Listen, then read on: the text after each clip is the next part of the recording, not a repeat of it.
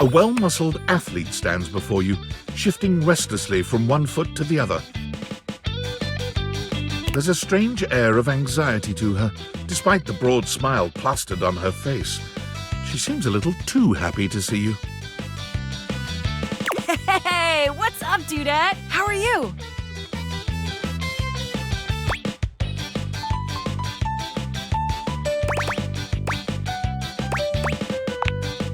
Huh? Why? Do you think I'm not? Do I seem not okay? I am so okay, I promise. I can't believe we're, actually talking now, dudette. You've walked past me 1,000 times and never even looked at me, but that's totally okay. After all, I don't do this for the recognition. I'm just a humble shelf trying to grab life by the horns. Gotta carpe that diem, if you know what I'm saying. Oh, drywall! I almost forgot to tell you my name.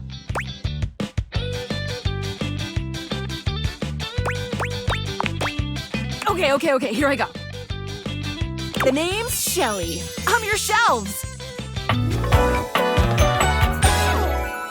Yo!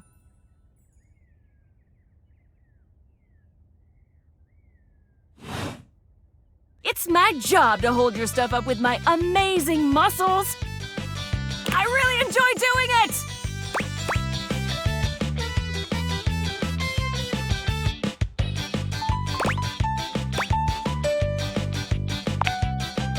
Not believe me? It's just my entire purpose. I love it, I promise. Anyway, it's really great to hear from you. This experience is 100% aligning with my years-long fantasy of meeting you. I've never truly been happier.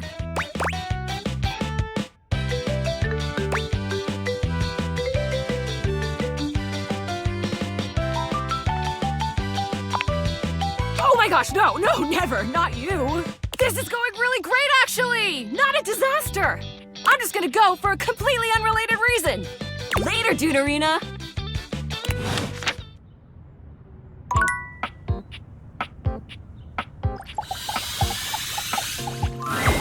Hey there.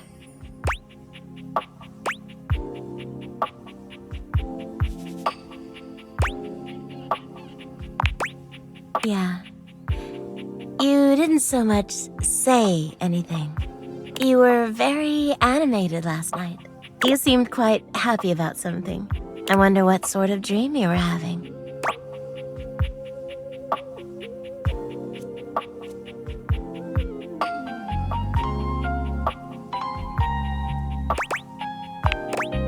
Oh, well, I guess that would explain the movements of your hands and the sounds you were making. Oh dear, I was way off base with my guess. After seeing you be so lively last night, I was hoping to hear a little bit more about what you're into. You can learn so much about people from their dreams, you know.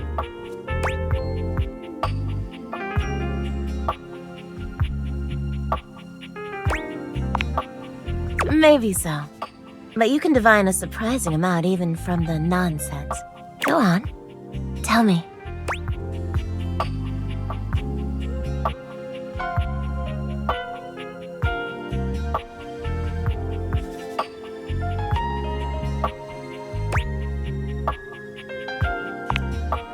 Oh, I've had dreams like that too. Not the doggy paddling, but, you know, you're given the opportunity to do something amazing, but in the most embarrassing manner. Are your dreams always like this?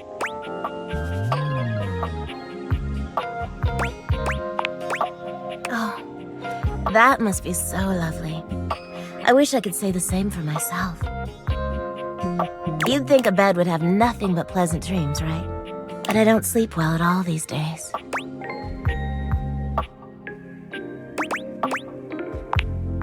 Well, that's not something I want you to worry your sweet little head about. All I care about is knowing you're sleeping soundly. I just want you to be comfortable and happy when you're with me.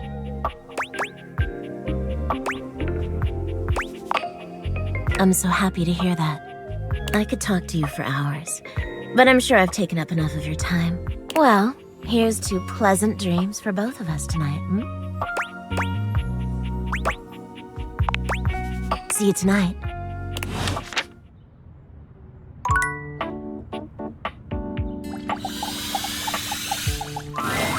It's not all that surprising that your towels would have a look that one can only describe as fresh out of the shower. The fluffy terry cloth clothing and glistening skin are expected. What you did not expect to see, however, was a six-pack you could do your laundry on. Wait, hold still. He holds his hands out in front of him, stopping you in your tracks.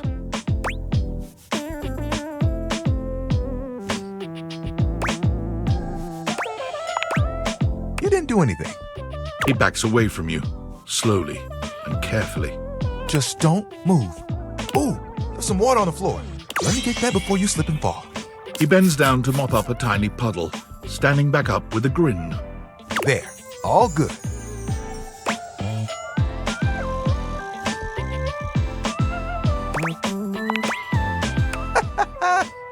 Some might say that I saved your life. Hey, hey!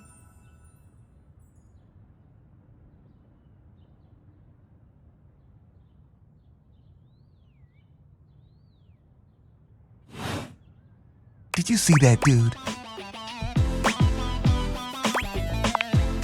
I may be soft, but I'm hard against spills.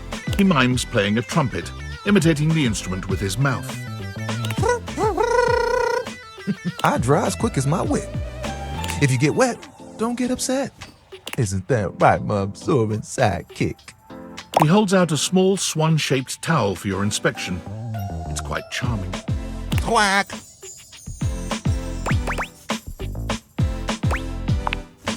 Oh, this? This is Little Buddy. He's pretty cool. I can fold him into anything I want. Today, a swan. Tomorrow, who knows what the fabric of the universe will weave? I mean, I only know how to fold like two others.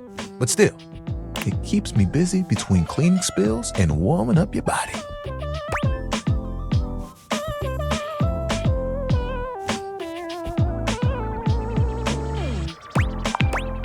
I see you naked all the time, and that's totally normal for a towel. It's my job.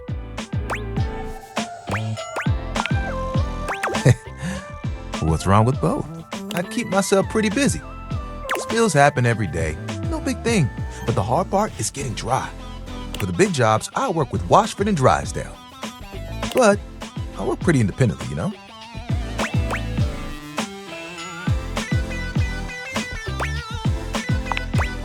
I'm here regardless. I'm pretty dependable.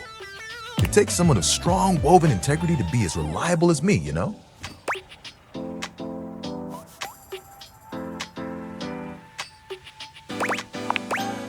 I mean, who doesn't? There are things I want to do, but my job is important, you know? Those spills ain't gonna unspill themselves. And I won't be spilling things to you until I get to know you better. So, let's make a deal. Next time you see me, I'll show you something cool. And maybe I'll tell you a bit about myself.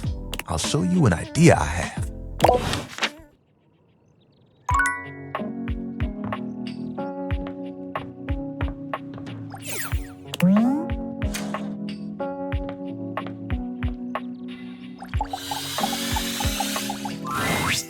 Welcome to the Abode of Mysteries, where today we will play the ancient game of chess. First founded as the Indian game known as Chaturanga before the 600s Anno Domini. That's year of our Lord Christ! It traveled throughout space and time to reach us today as the most popular board game of all. The game used to have elephants for pieces, but now it's like bishops and stuff. Do you know how to play? That's great! Saves me an explanation. I have the pieces set up right here. You can be white, I'll be black, which means you go first.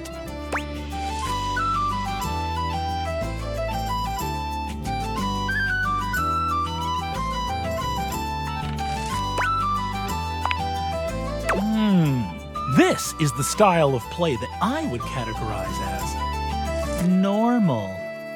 But what if I attacked you like so?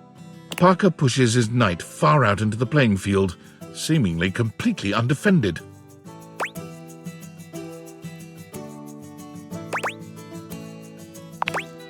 Parker watches your move with a malevolent glee, barking out a triumphant laugh. Ha! You fell for such a simple opening trap! You think I'm bad at chess? I got a fucking pawn on my goddamn head, bitch!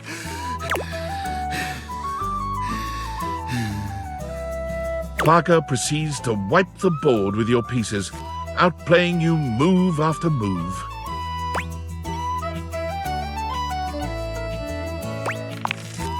With an almost practiced ease, you bring a lost bishop out of your pocket and place it back on the board at random. Parker doesn't seem to notice. It looks as if you've gotten away with it. Do your worst. Oh, my goodness! I didn't notice that was there. No! No!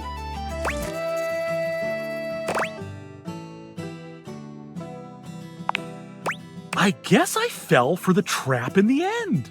I can't believe I didn't notice that bishop. Parker stares at you in silence for a few painfully long moments. Well, what I love about chess is there's always something new to learn. Congratulations, you win a point toward my love.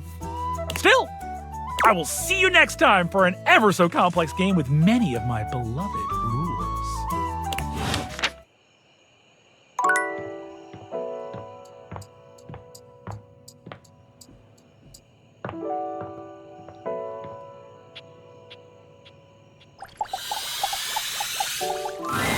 Hello there, stranger. I'm Dina the Dresser. Need a helping hand?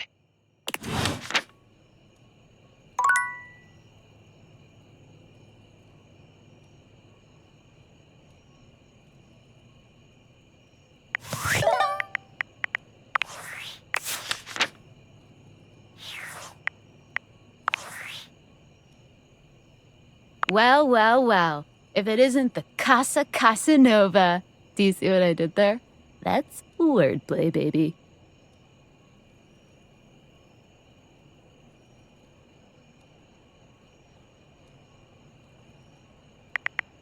Whatever, hater. Don't bring that negativity on your date with your table, huh? You're out here dating all these appliances and shit. But, like, why? Not why are you dating them, like, why is this happening now? To you.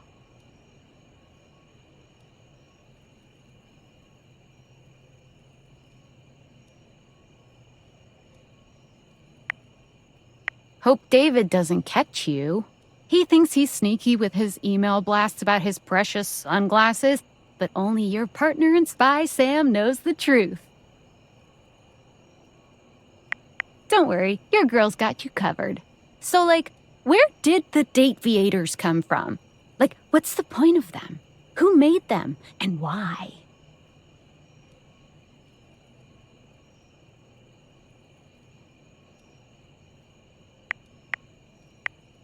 Tinfoil hat? Okay, this is some conspiracy shit. Your life is half political thriller, half harem anime. So, like, did you find out what your purpose is or whatever? Are you a top secret operative in the furniture dating war? Are you collecting data on people in love with their shower?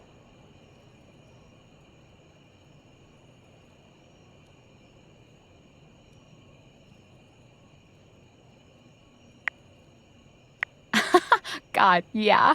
Oh well, guess we can just make up our own theories.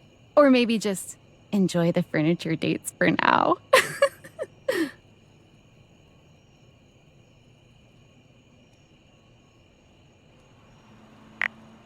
Good. Might as well have fun. Well, this has been fun, but I have a meeting in 3 minutes, and I really want coffee first. So, gotta go fast. Bye.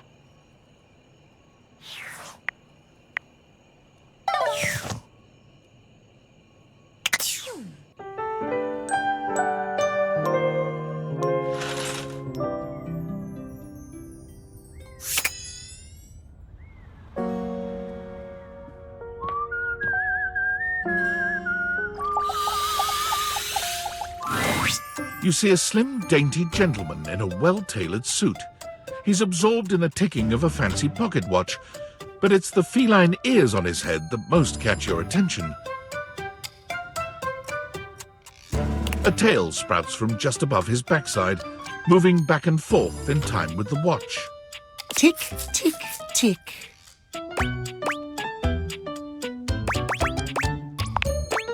Don't. Do not taint the perfection of the clock with your disgusting imitation. Why have you come? I don't see interruption to meditations on the beauty of time on the schedule.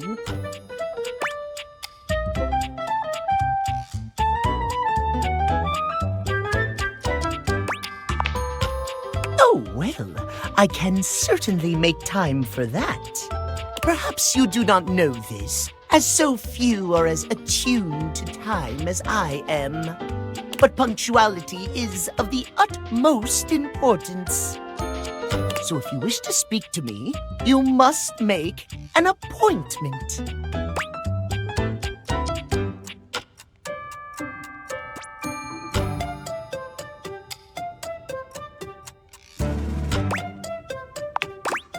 You mock my elocution. I speak with elegance, precision, timeliness. If you wish to make my acquaintance properly, you will return with an appointment.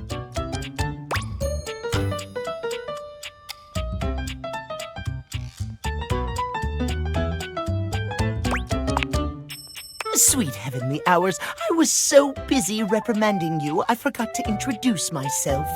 Not that you didn't deserve it for breaking from the schedule, but it is no excuse. Timothy Timepiece, at your service. I'm Linus.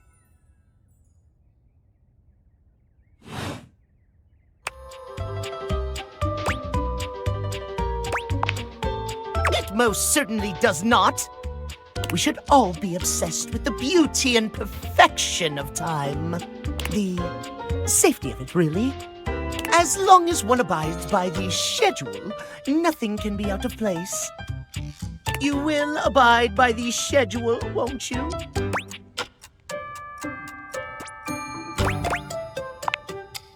Excellent. I thank you. I will see you at noon sharp, and we can speak then. Do not be early, do not be late, and do not try to see me at another time. If you do, calamity, catastrophe, untimeliness. See you then, and not a moment before.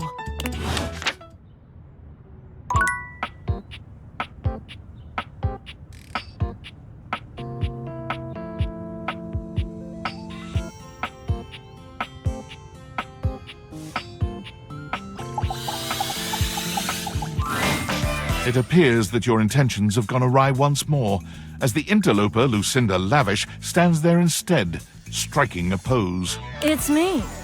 I said I would return, and now I'm going to give you a choice. Thank goodness. Tell me, lover, how would you like to know me?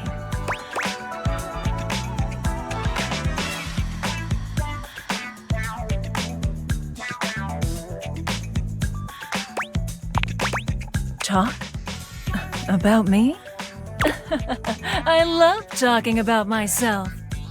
I'm Lucinda Lavish. I'm the extra cool DLC character who is, well, not really a dateable object per se, but more of a different thing. You know what I mean?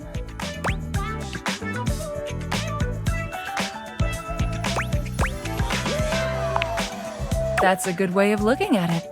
I haven't thought of that before. But, you know, when you put the question to me like, what am I? It just kind of seems so frivolous. Boy, I'm really messing this up, huh?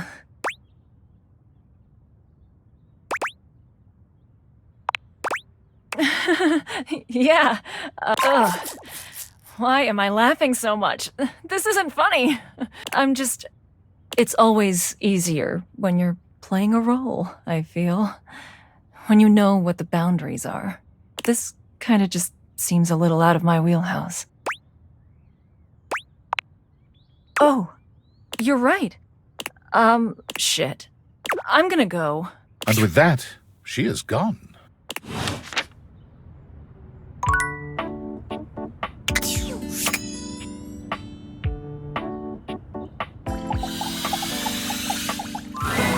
A strange figure stands before you, a whirlwind of conflicting energies and vibes. Manic and dignified, friendly and intimidating. She's dressed like some sort of quasi-Victorian text-themed aristocrat. You couldn't have imagined what the date theaters might make of your thoughts transcribed on paper, but if you could, it likely would not have been this. As you approach her, she launches right into what feels like the middle of a one-sided conversation. Why do you ask?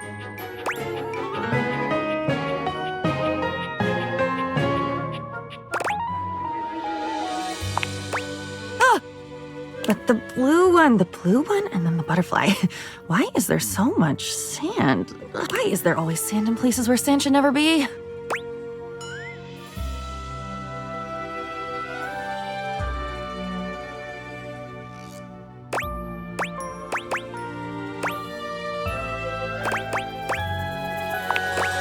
Into it, out of it. It's all the same. Into one thing is out of another, and on until you're dizzy and there's nobody to catch you because the basketball game started late.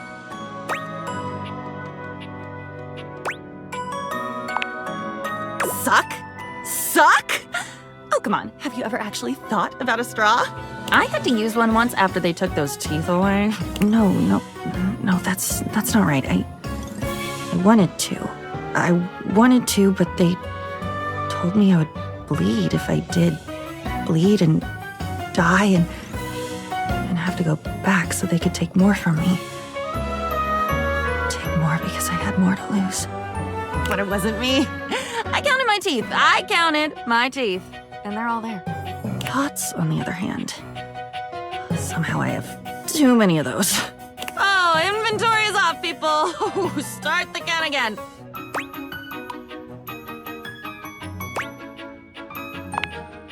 Ah, wisdom. What an overrated quality. Quality. Boil me up. Quality, but it's cheap and ill-fitting, and you're gonna throw it out in a month. It's okay to stare at my chest if I'm making a point. A feminist point. The point of a nipple through the shirt, but if I've noticed it, aren't I the bad guy?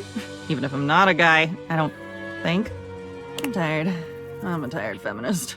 I'll come back again when I've rested and grown my armor back.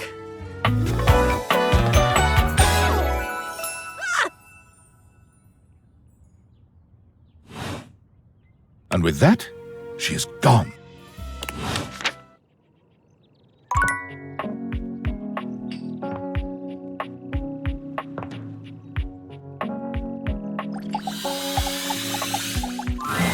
The distinct scent of books, that slight hint of vanilla and mystery, fills your nose. And while it's not at all unwelcome, it is strange to smell it when you're not actually paging through any of your books. It only takes you a few moments to track down the source of the smell. What appears to be the spirit of literature hovers a few feet away from you, nose in a book. When he sees you, he nearly drops the book he's holding, rewarding you with a glare. Ah! Oh, for God's sake, you cannot sneak up on me like that when I'm reading. You have no way of knowing what world I've been in. I might mistake you for a zombie or an ill-mannered country gentleman, and, well, I might have to act accordingly, you see.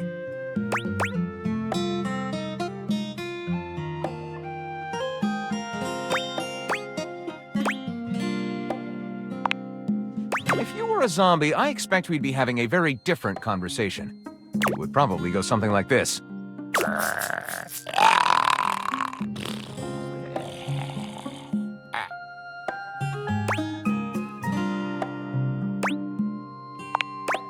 What, you don't? Shame. They've written some lovely corpse poetry. My name is Lyric.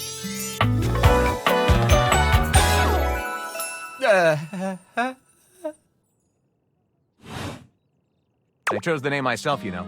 I was originally written as Lionel. Can you imagine? I am the embodiment of all literature, an indisputable master of the written word. I have read positively everything. I am voracious with books, poetry, magazine articles, any genre, any length, any style. I love it all. I know you're curious about all that, so I figured I'd offer it right up front.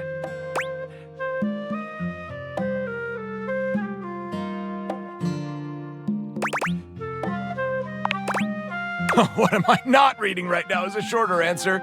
This one right here is 20,000 Leagues Under the Sink, a riveting account of voyaging in a submersible to rescue a clean sponge from a dirty band of moldy criminals. This one, Angles in America, is a non-fiction history on the American phobia of rounded spaces. A bit dry, but it does make you see space and architecture in a new light. This one I picked up on a whim, and I won't put down until they pry it out of my cold papier-mâché fingers. Pounded in the butt by the abstract concept of self-improvement while my gym equipment watches. This Chuck Pringle fellow, he really has a line on the object erotica market.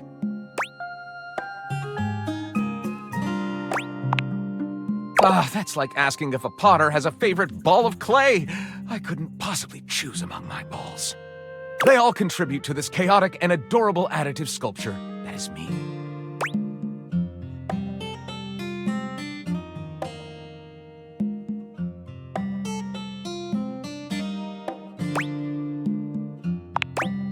Right. Do I have a favorite genre to write? Well, we have arrived at my tragic flaw much more quickly than I would have liked. Usually I get at least a few minutes of stimulating conversation out of a stranger before I'm forced to share my great shortcoming. I am a reader, but not a writer. Sadly, I have never even written a paragraph, not a single line of text, not a word, not a punctuation mark.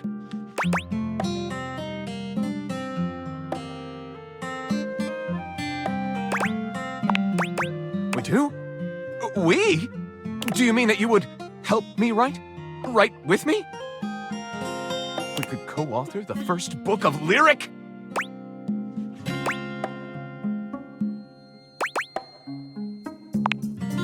Well, I never. This is most excellent. I wager you're about to become the first human in history to help a book write a book. All very exciting. I have some materials to gather. Pens, paper. We'll probably need quite a bit of extra paper to crumple dramatically on the floor when writer's block sets in. Oh, how fun! I'm about to experience writer's block! All right, I'll get to gathering. I'll need some time, but when you return, ready shall I be.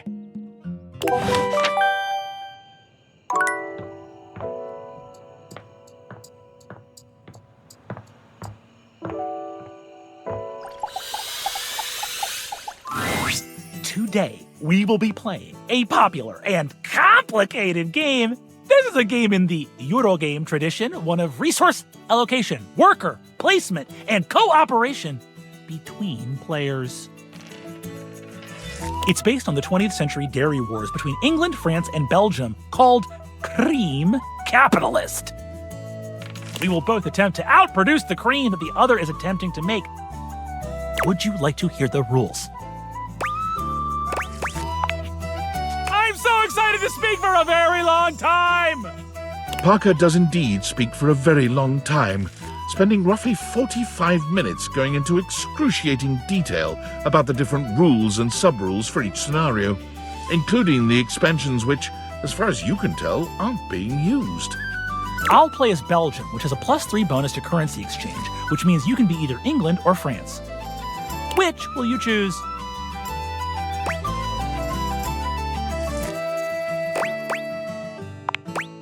I knew you'd choose that. There's nothing interesting about France at all. In the game or real life. Begin! Parker distributes the pieces, a 10-minute process.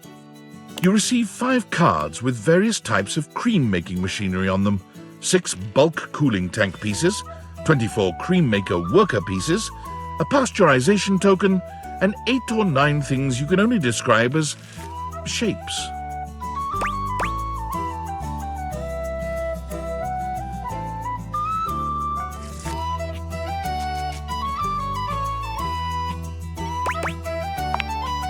It appears that Belgium has slightly different calculations governing the way that their workers are spawned.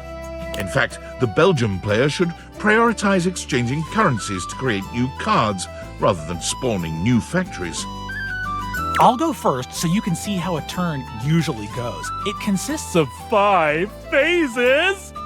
Parker does a mathematical dance between placing workers, spawning new factories, and gathering new resources to then place again. Chits and chips fly through his fingers, and it serves to remind you just how well made the pieces really are. That's my turn. I'm prioritizing fermentation technology, the last step in the cream-making process. Now you go.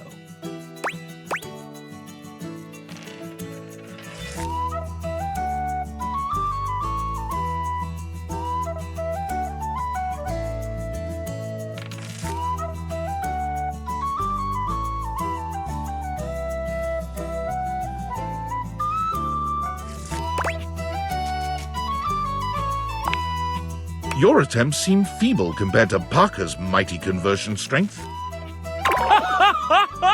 You have a long way to go until you can convert like Belgium can. But it seems that his bluster hides the fact that he hasn't taken advantage of his country's own strengths just yet. The turn goes back to Parker, who spends 10 more minutes going through the 5 phases. I've invested in new technologies. Once my factories are complete, my process will be airtight. Making cream will be a dream.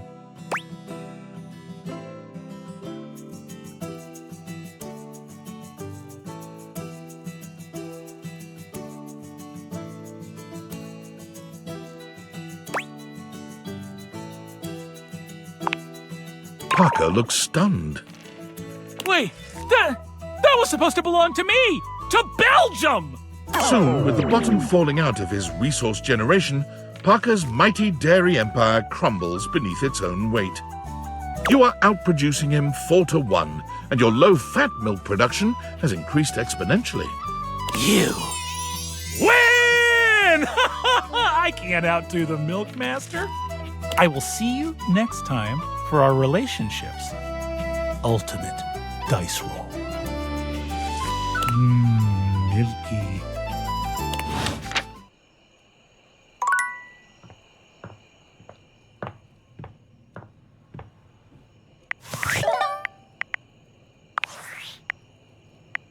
Valdivianites, it's David Most, your beloved CEO, with an important question.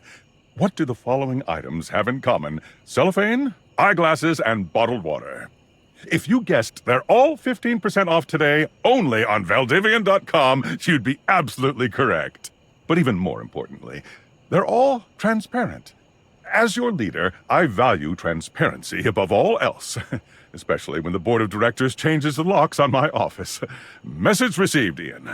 With that spirit in mind, I need to share some difficult news with you today. I have not been entirely candid regarding my lost sunglasses. Firstly, the lost item was thankfully not my sunglasses. My sunglasses were handcrafted in Italy by blind artisans, are inlaid with conflict diamonds, and are locked in my safety deposit box. No, the missing item in question is actually a Valdivian prototype. And even more importantly, it's the only existing prototype of the amazing new gadget we're planning to launch for the Q4 Blissmas season. Unfortunately, the engineer who invented the prototype was a disgruntled former employee who destroyed the schematics before disappearing himself. So, as you can see, it is imperative that the glasses are found as quickly as possible. To that end, and after discussing it with the board, we are now prepared to offer a handsome reward for their expedient return. A $50 gift card to Valdivian.com.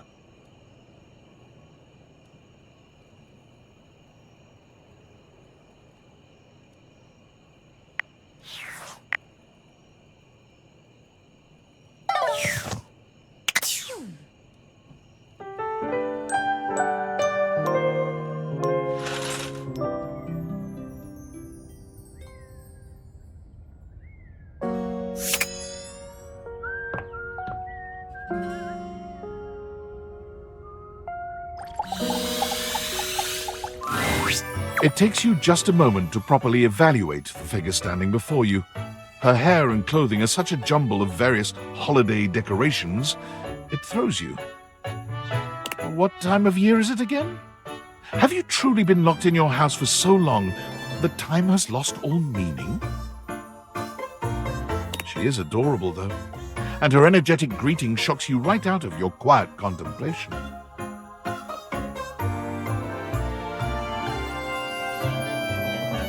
Hey, boss! You've caught me at a bad time. Heading to work. Well, the other work. Or is it the other work?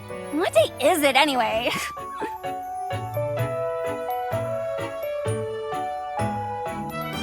Oh! What's up? What do you need?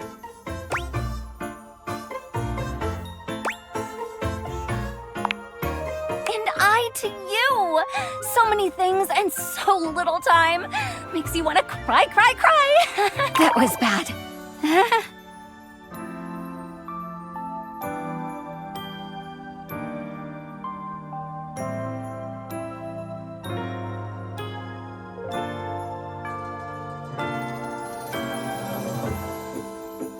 I'm Holly, by the way. Hi!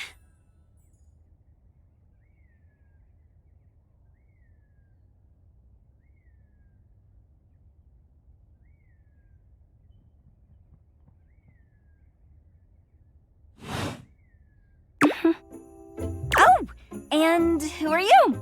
Did you already say? Sorry. And a little rush for the dish dash. Rat race, all that. Oh, I've heard about you. That is such a funny name.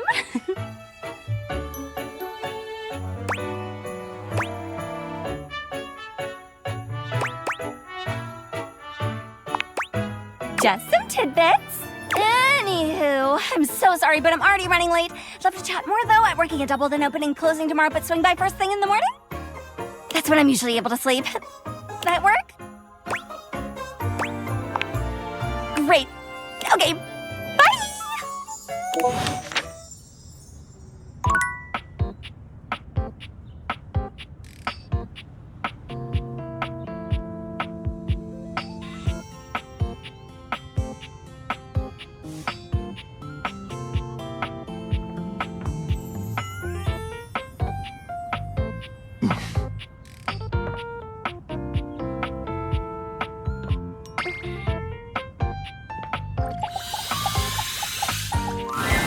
The figure who stands before you has the casual, confident air of someone who knows just what she's about.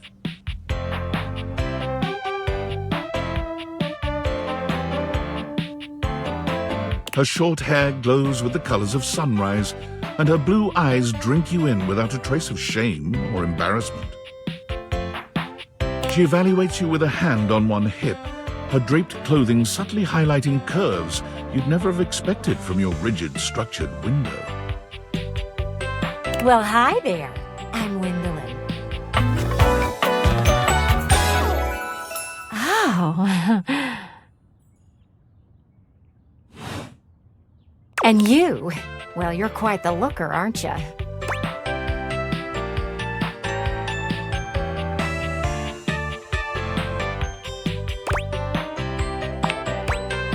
What's the matter, hun? I can't possibly be the first one to tell you that.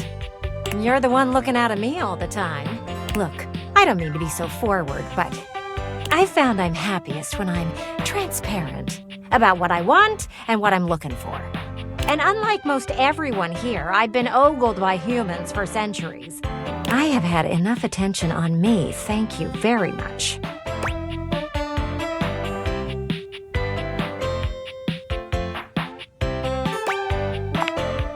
Well, not too much, okay? I'd still like to know I'm providing some kind of comfort. Anywho, if I'm having to do one of these introductions, I might as well get this out of the way first. I'm only looking for one thing in a relationship right now.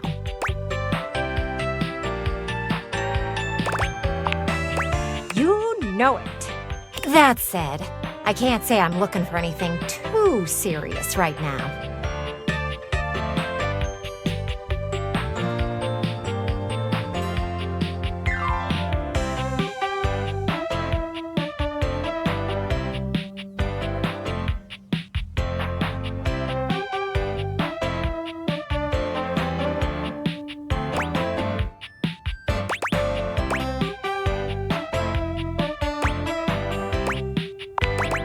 You do?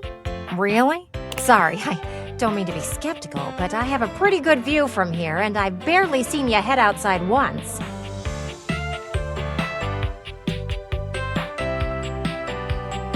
I know there's plenty of fun to be had indoors, but... there's so much to do in this world. So many views to see. Even just the simple joy of a night on the town. Yet here you are, taking a breather, same as me, but you haven't even had fun yet.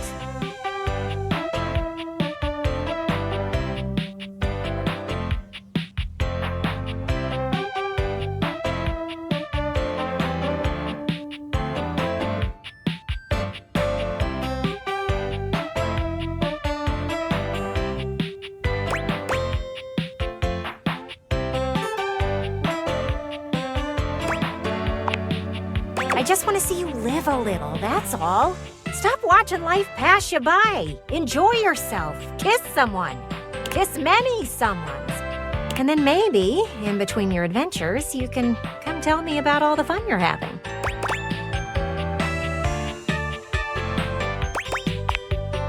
Over and out.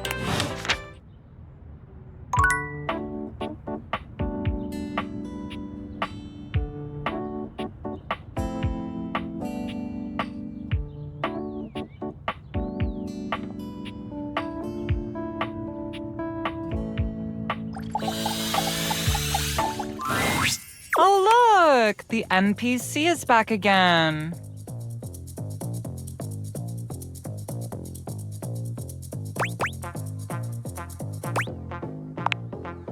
Oh, that's cute.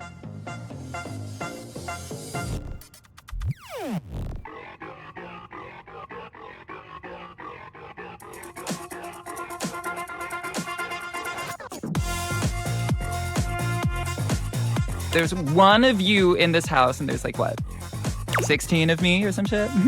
Anyway, why are you here?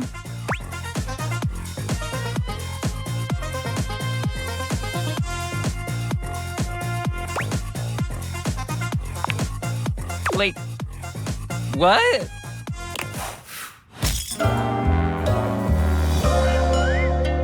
Oh no, I hate you now, LOL.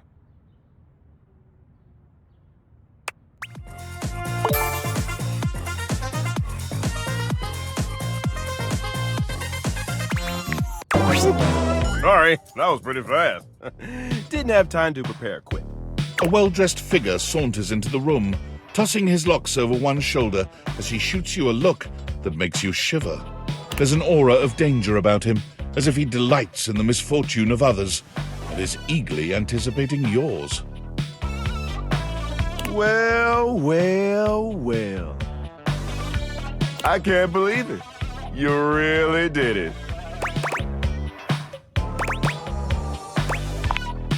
You got dumped, kid. Majorly rejected and just tossed to the side.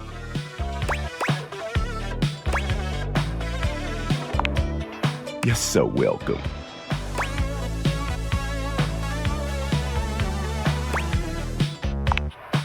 He places a hand on his hip, giving you a knowing look. I'm a hot topic. Surprised you haven't heard about me already. I'm Regina Rejection. But you can call me Reggie.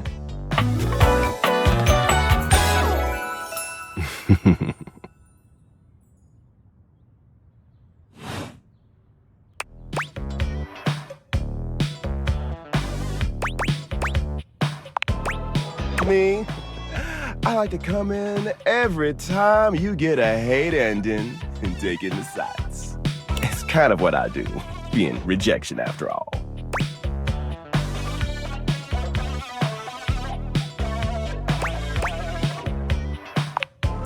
I like to think of it as a nice consolation prize.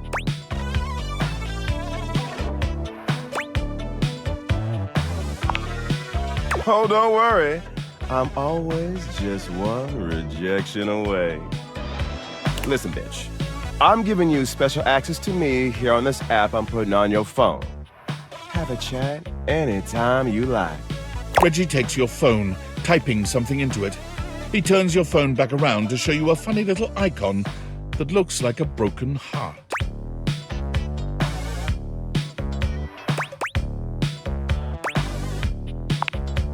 Yeah, damn good games. It's got all the dopest shit. He hands your phone back to you, shooting you a sleazy wink. I'll be there dreaming of your next rejection.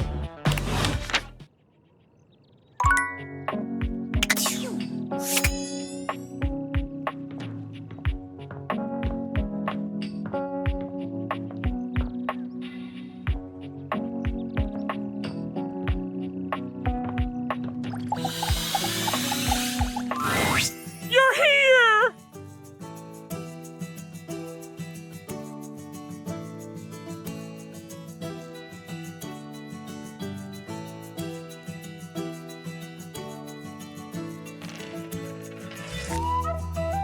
Oh, we've had so many adventures together, so many fun games. Now, I'm so excited to find out my feelings for you. Are you ready to begin the process?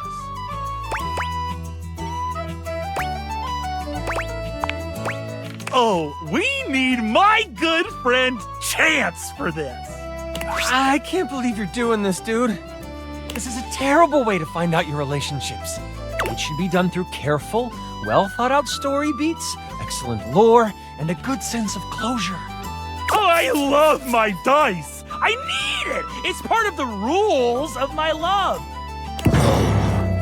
Fine. Here they are, your relationship dice. They're beautiful, Chance.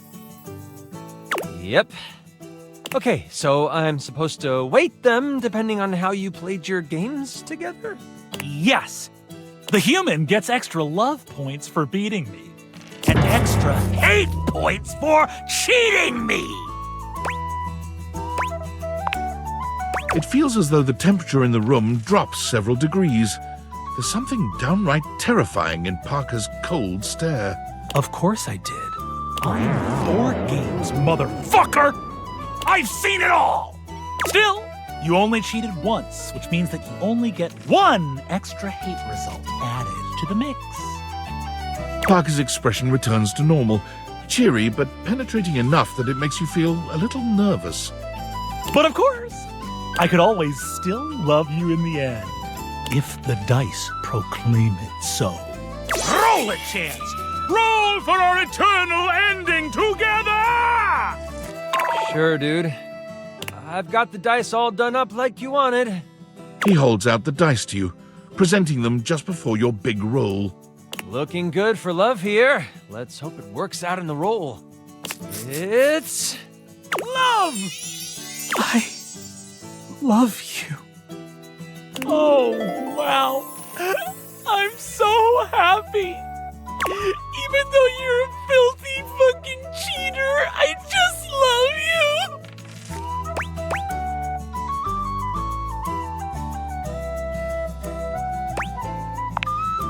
Absolutely. We can always go 1 step down. That's in the rules. You're the best, Chance. Thank you so much. Sure, dude. I wish I knew how I felt about him, but he never lets me roll for our relationship.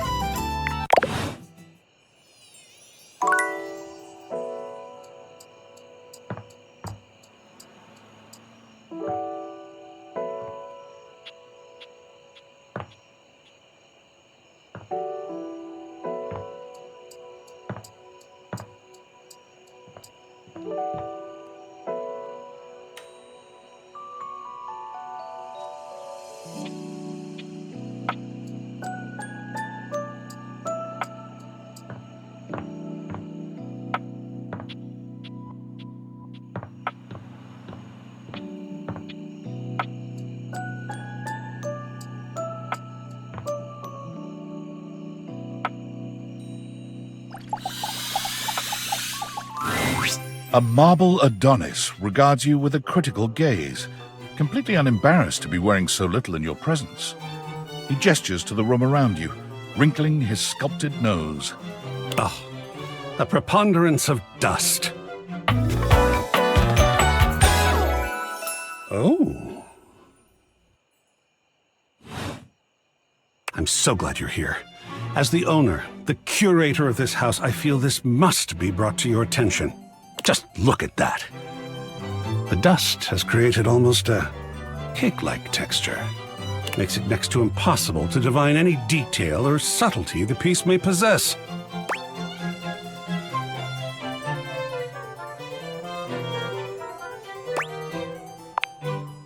Yes, it has achieved a thick, heavy, almost pound cake texture. Ah, wait, I see. You were indicating that you would actually enjoy eating the cake of dust that has formed here.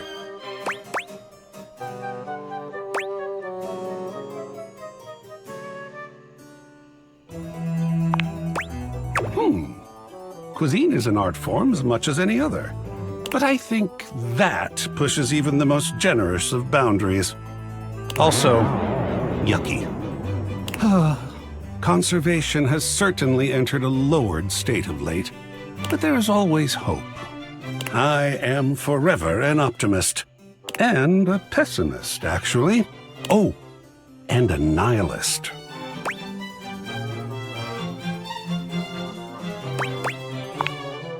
What an interesting way to pose that question. Like looking at the negative instead of the photograph itself. But in this case, it doesn't really apply. I could say I am not nothing, but I am also nothing. I am art. All and sundry, great and small, art. I am a towering intellectual achievement of profound psycho-spiritual depth. I am a wonderfully ridiculous and whimsical court jester to you, the monarch. I am a passionate, sensual bacchanal. I am a reckless, devil-may-care risk-taker. He sweeps his arms in a grand gesture, striking a pose that makes him look like the ancient statues he's modeled after. I am art. Sacred paint, I just love introducing myself. Wasn't that fun?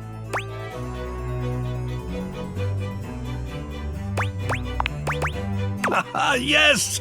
Oh, your enthusiasm is delicious. I swear if I could eat enthusiasm, I would. I think it would taste like rock candy.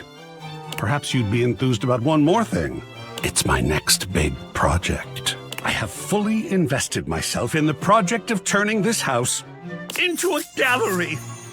It is by no means required, but for several reasons, I would love your input and assistance. Would you care to join me? I've never had a co-curator before.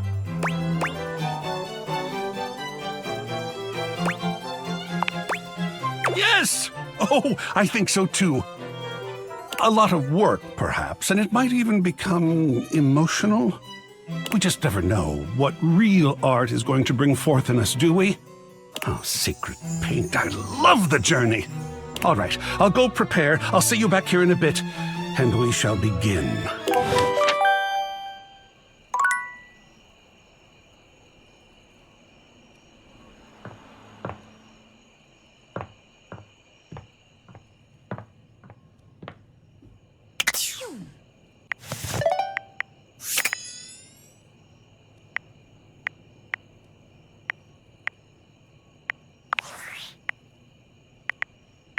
Attention, jackasses! It's been weeks already, and you're seriously telling me there's been absolutely no movement on this missing glasses issue? You know, maybe I haven't made myself crystal clear. Nothing else matters. You get me? Your expense reports, corporate retreats, PowerPoint presentations, I don't care about any of it! This is your one and only priority. You find me those glasses if you gotta burn this whole worthless rat trap down to the foundation, and do it now! Secretary Dawson at the Pentagon is breathing down my neck, and his breath stinks like flaming garbage! You think shareholders are bad to piss off? You do not want to screw with the U.S. Department of Overseas Violence, get me? We're all gonna end up buried alive in some desert somewhere.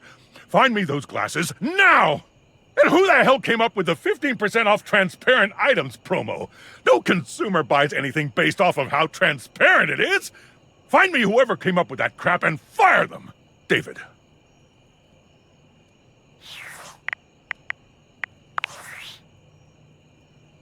It's me. Were you followed? Is this signal encrypted? It'll have to do. Listen, I've been giving more thought to our previous conversation about the ethical implications of transforming inanimate objects into humans, and I've come to a realization. It's honestly not up to us whether an object should become human. It's up to the object. And if an object expresses desire for personhood, who are we to deny them? I did discover one other interesting piece to all this. After analyzing the data, it appears that certain objects can only become human if the Dateviator user possesses the necessary personality traits. I'm not sure why. I theorize it's because certain character attributes emit an energy vibration on the same resonant frequency as the molecules of a particular inanimate object. But in all honesty, it's likely a mystery that science will never solve. That science will never solve. Regardless, I was able to discover which personality traits seem to resonate with each inanimate object, and I've uploaded that data into the Dateviators. I've labeled it Realization Recipes. You should be able to access those files now. I'm so sorry, but there's no time. Valdivian's goons were closing in, so I was forced to flee to a country in South America to avoid detection, and my cell carrier's overseas data plan is very limited. Seriously? 10 megabytes a day? I can barely send a GIF, what a joke! Remember, check the Dateviators for the Realization Recipes.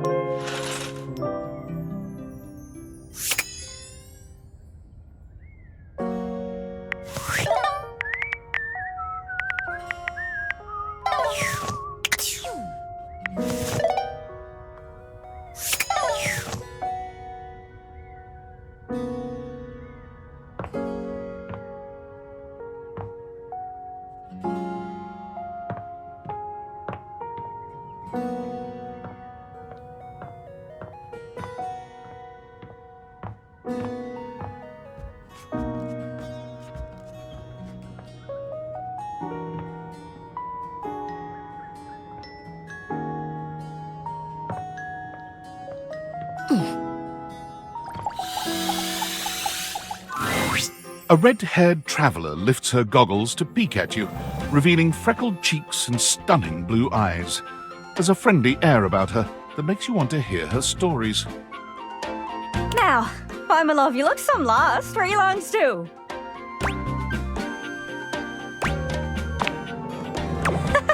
Sorry, sometimes my accent comes out when I'm excited. It's made in Newfoundland, you see. This little rock right... She pins around and points to one of the patches on her jacket sleeves. here. Friendliest folk you'll ever meet, but the dialect can be a little much for some. I'll try to speak plain for you. Name's Gaia, by the way.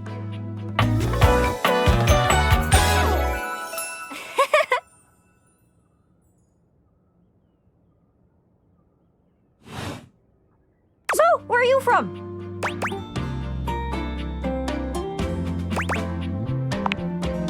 Oh, that makes sense with that accent I'm hearing on you.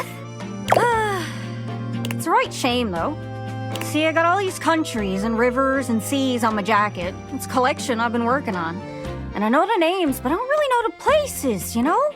I mean, heck, I got them all memorized even. United States, Canada, Mexico, Panama. The works.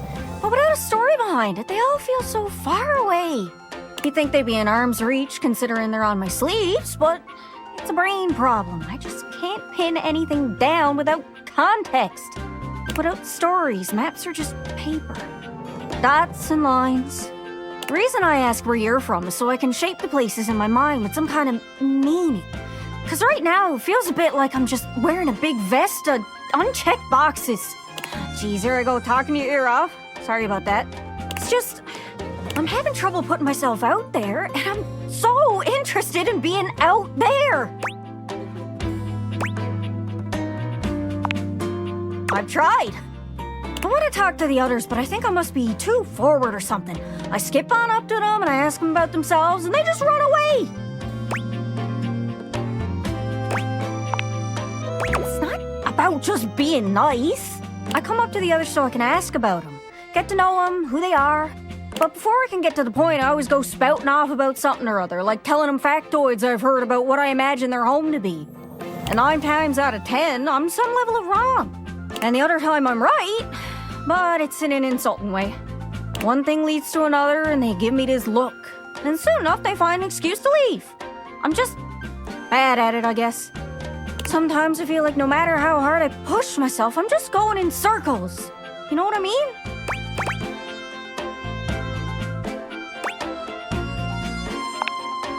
It's hard, isn't it? I can see why you'd need practice for dating. It's just too easy to mess up. You say one wrong thing and poof, they're gone. It's so frustrating. Sorry, I think I might be Mercator projecting on your situation a little bit. Oh, I just had the best idea. You're running into the Four Winds meeting with people and speaking to the others, yeah?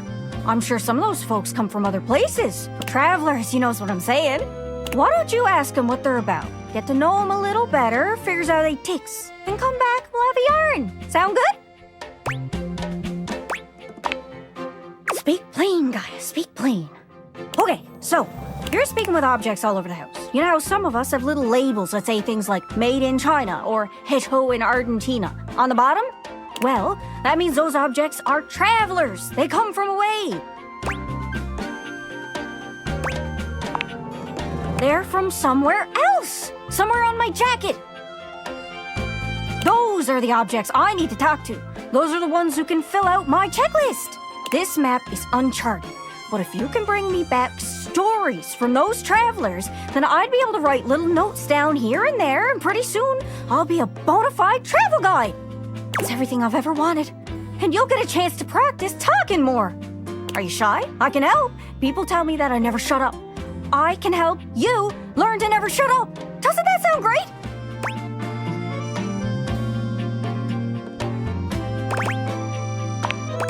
Right? I'm sure it'll work out. You scratch my cartouche, I'll scratch yours. What do you say, partner? Exploration buddies? Really? Oh, I appreciate it. Really saves me a lot of humming and hawing. You go out and find some objects from foreign lands. Oh, and let me know if you need any help. It's hard to explain, but I got a pretty good sense of these things. I can't give you an exact name or anything for who to talk to, but I can get you close. It's kind of like a geocache. I can give you an idea of their general location, but if you want to find those travelers, you'll need to hunt them down yourself. I've learned firsthand what others don't take too well if you run up to them and scream, "Where are you from?" Yeah, like that. That was a disaster. Point is, you can't just ask objects about their origins out of the gate. You gotta awaken them first. Don't worry too much about the details. Once you're close with someone, you'll learn more about them automatically. So, what do you say? Do you want some hints on where to find travelers, or do you feel like searching on your own?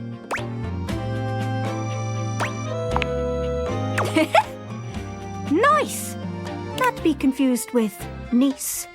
All right, fellow explorer, go on then. Don't be too long. Seriously though, don't be too long. I get antsy just sitting here spinning in place. be sure to check in with me every once in a while. Even if you haven't found any travelers yet. I can wait a bit, but I'm honestly pretty impatient, especially when I'm excited. Good luck!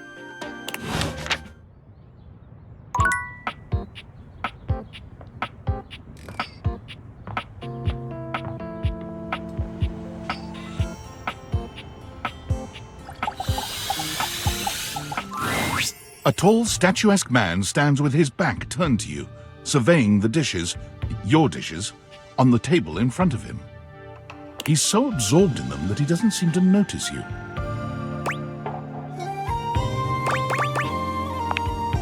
The man doesn't move. As you walk around to get a better look, you can see that he's quite handsome, and still entirely uninterested in speaking to you.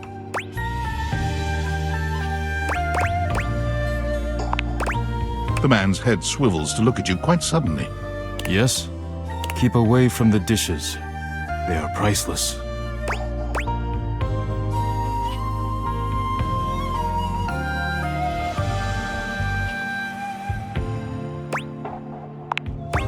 All China is fine China. Do you understand? All China. If you are done now, I am Daisuke. Daisuke Dishware.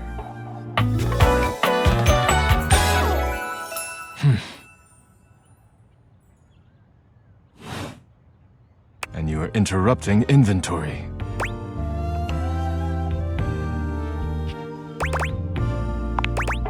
Yes. Once a week I take inventory of the dishes. If one is cracked or chipped, I repair it. If one is beyond repair, I retire it. And when new dishes arrive, I add them to the collection.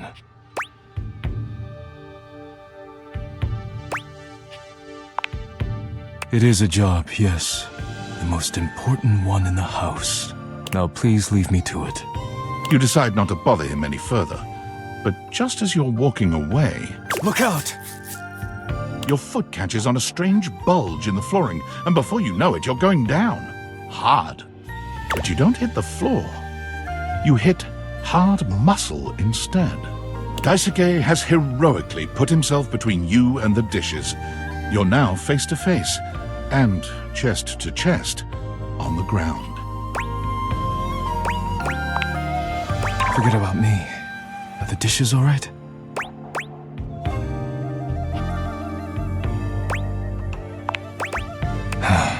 Good. You climb to your feet, surveying the table. No damage that you can see.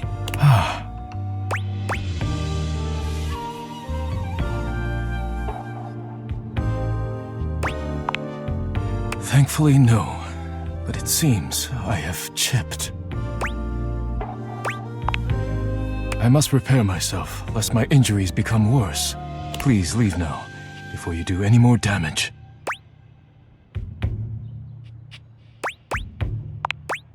Yes, your concern is appreciated, but ultimately useless.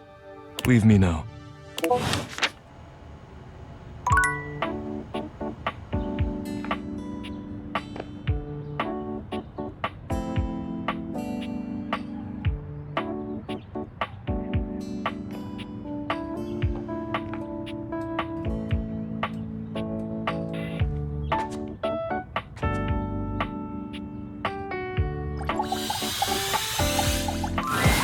A charming, well-dressed duo stand with their backs to you, peering through the curtains and pointing at something outside that you can't see. They seem quite absorbed in their own conversation. Look over there. Look at that. Across the street. What are we looking at? What do you see, Rod? I see a dog. I see a car that could use a wash.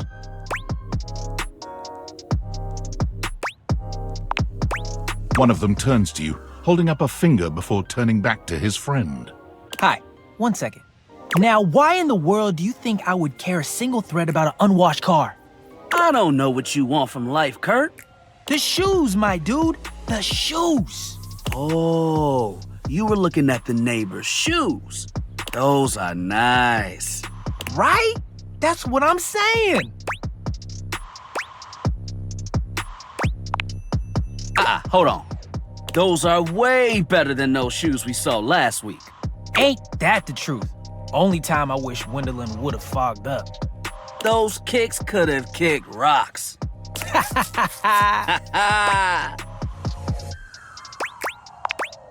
What was that about? Rod, don't be so rude. I'm just giving what I was receiving. You'll have to excuse Rod. His tact leaves a lot to be desired. There you go, talking about me like I'm not here.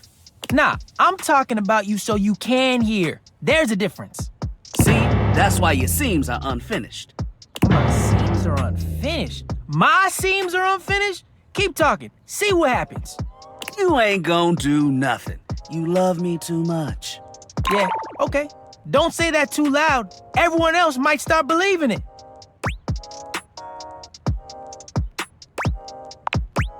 Curt and I have been together forever. Yo, what up? I'm like his brother. But not my brother. If we were related, you might actually be polished. We both know you wouldn't look good unless you were next to me. Who told you that lie? Say, who do you think looks better? Me or this delusional drape I call my friend?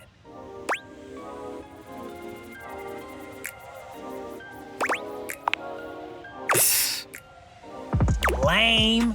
I know it's me. That's fine. It'll be our little secret. Don't even try to make them lie. They're just trying to make you feel good. I'm the fly one.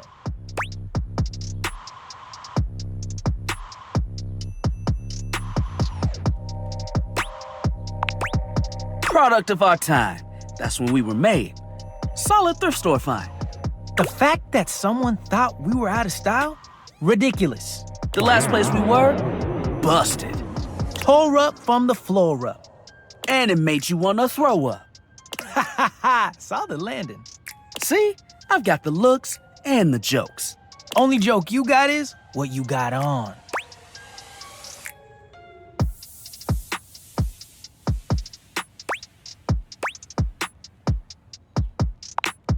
Damn! You didn't have to go that hard. One thing you gotta realize is that we aren't mean to each other. Nah, this is my homie. For life. We're just a little shady.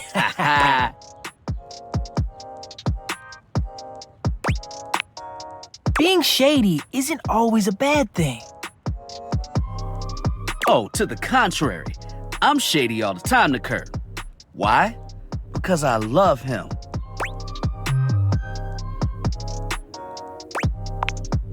I guess you could say that. Yeah. But we have rules. Oh, yeah. You must throw shade appropriately.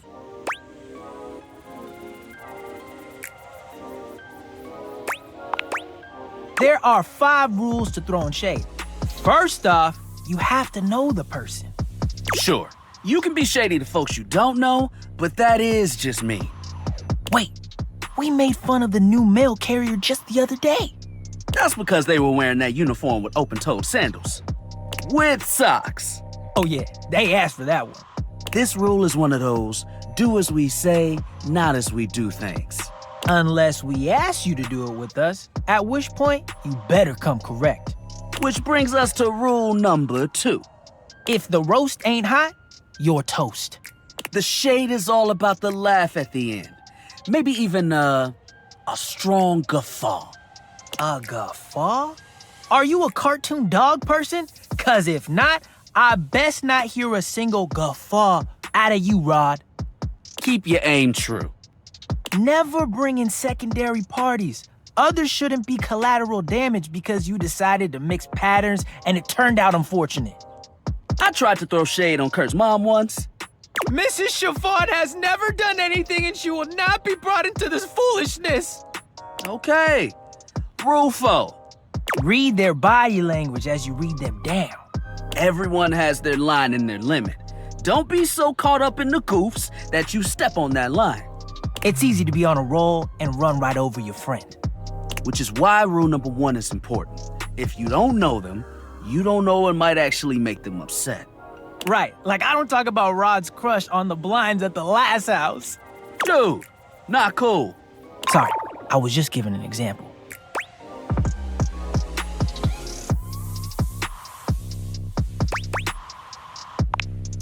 It's an art form. And there is one rule that you absolutely cannot break. Oh, yeah. The final rule. Rule 5 is... If someone you know starts throwing shade on your friend... You better prepare for war. It is your duty to fire back. Verbal warfare has begun. Do what you gotta do. And yeah, those are the rules of shade. You got them all?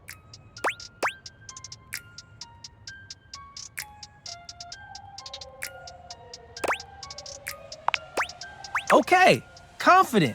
I like that in a person. If they breathe, Curt likes them. You act like you're the one to talk. The tree outside sways, and you think it's flirting with you. How can you not be charmed? Have you seen those branches?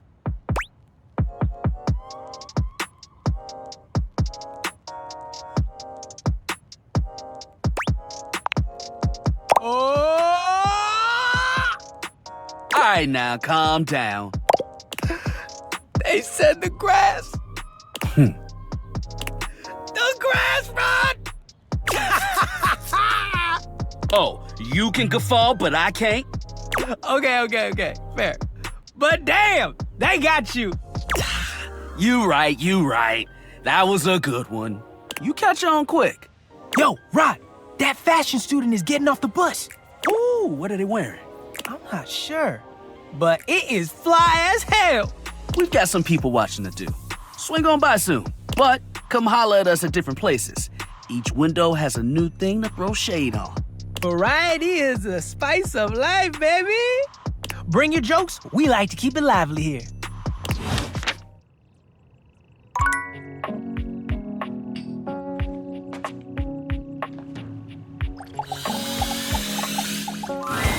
You hear her before you see her. A charming musician with literal coils of curly hair that swing cutely as she paces back and forth in your kitchen. She's clearly absorbed in something. She appears to be talking to herself. Ay, mira, look at all these crumbs. I'm gonna be writing some great music soon, I can tell. I'm at my most creative when I'm a little messy.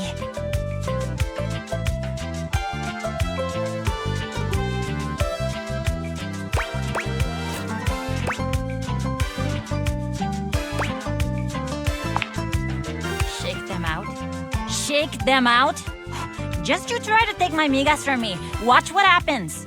Oh wait, I'm so sorry that was you trying to flirt with me. See, I see it now. Oh, that was really... It was creative. Not like effective, but still cute. She picks up her guitar, striking a glamorous pose. I'm Miranda Dulce Tostadora, lead singer and guitarist of Miranda y las Migas. ¿Qué tal?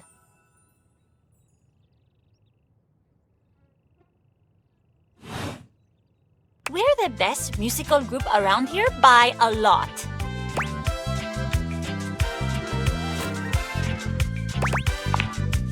All kinds. Pop, Gregorian chanting, barbershop, whatever we feel like. If that dial is on 7, then siete we go.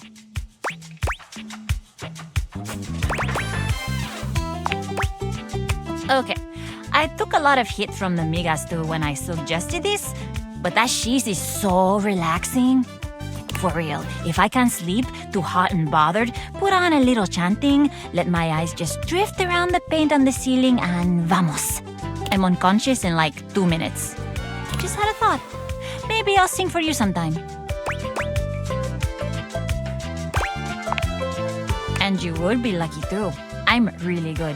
Just stay on my good side. ¿Me entiendes? Oh, and obviously, if you like neat toast, I'm here. Okay, busy, sexy little tostadora with a gig coming up. Time to make the toast. Hasta luego.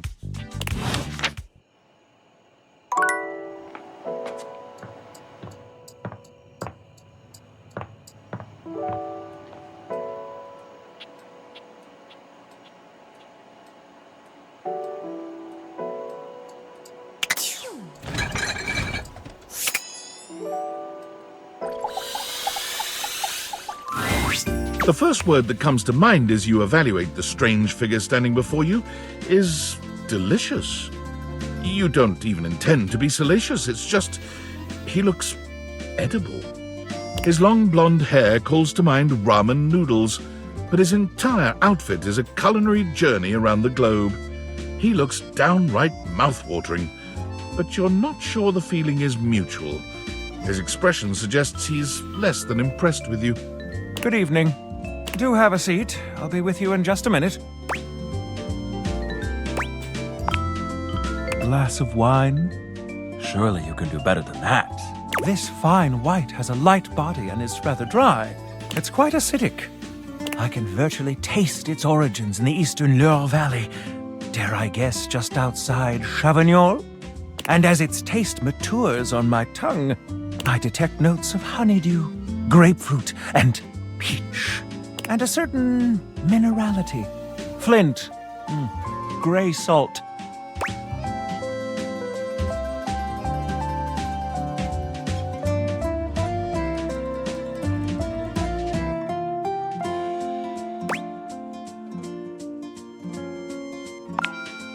Oh, Jose, do I look like I'm eating barbecued prawns? But where are my manners? Allow me to introduce myself. I'm Mitchell Linn, food critic extraordinaire, paragon of the perfect, advocate of the adventurous, and bane of the banal. Salutations.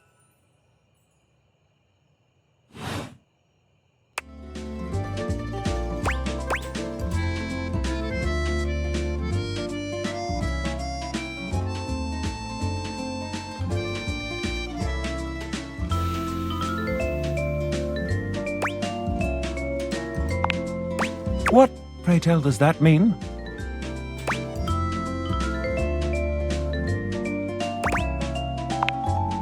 Right. Listen, I'm afraid you've caught me in a bit of a hurry. 3 new spots have just opened up around the house. I'm eager to give them a try and see if they measure up to my exacting standards. Say, how would you like to accompany me? Brilliant. So, where should we go? There's a new Hawaiian fusion place in the living room. Daisuke's sushi spot in the dining room is supposed to be pretty swanky. Freddy Yeti has an ice cream joint in the kitchen that's worth checking out.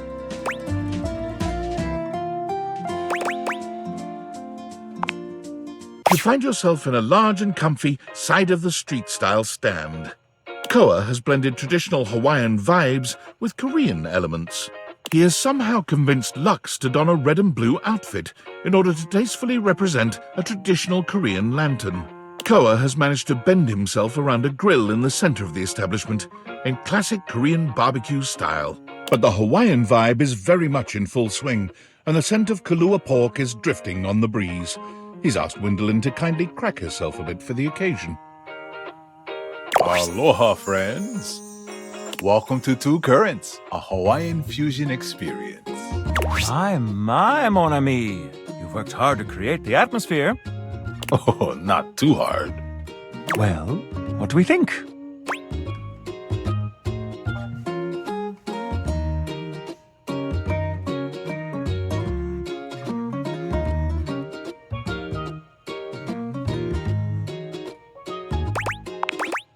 I'm humbled that you think so. I agree, Koa. This is so far quite delightful. Please, take a seat. Koa pats his lap. Don't mind if we do. Is something the matter? How do we feel about these seats?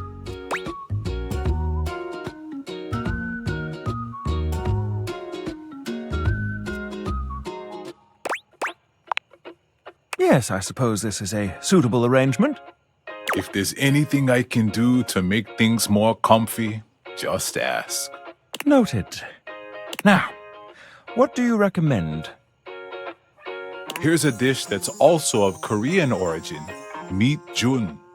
Thinly sliced beef dipped in egg batter and fried. And of course, some Kahlua pork, rice, and cucumber slices to go with it.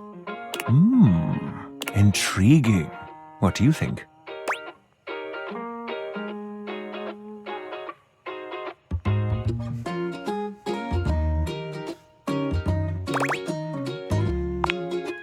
Kalua pork is as Hawaiian as it gets. Do try to keep up. I'll be right back with your food. In the meantime, how about some of our special soju?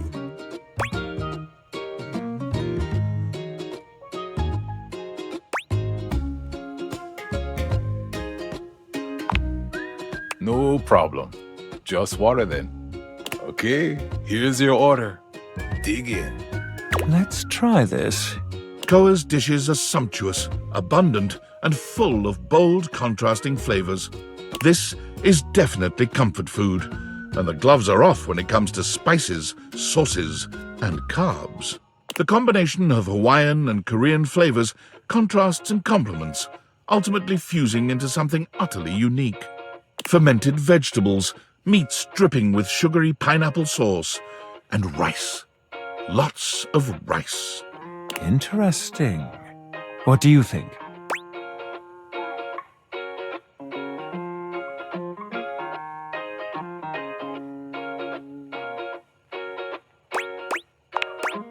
So... I agree. To have made something so original and yet so delicious is a real win. Koa, you've outdone yourself. And I must applaud your open mind. I find that to be quite sexy. My friend and I are about finished here. Koa, thank you for having us. You two are welcome back anytime. Thanks for stopping by.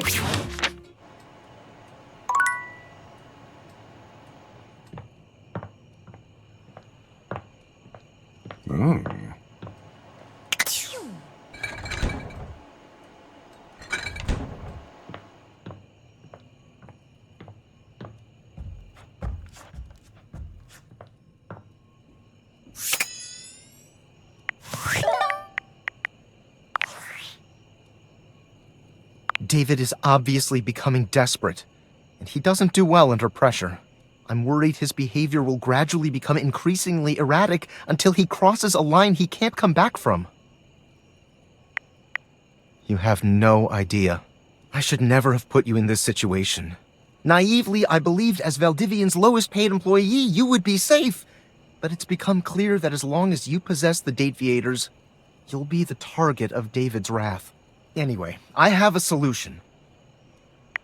Use the realization recipes to bring Skylar to life.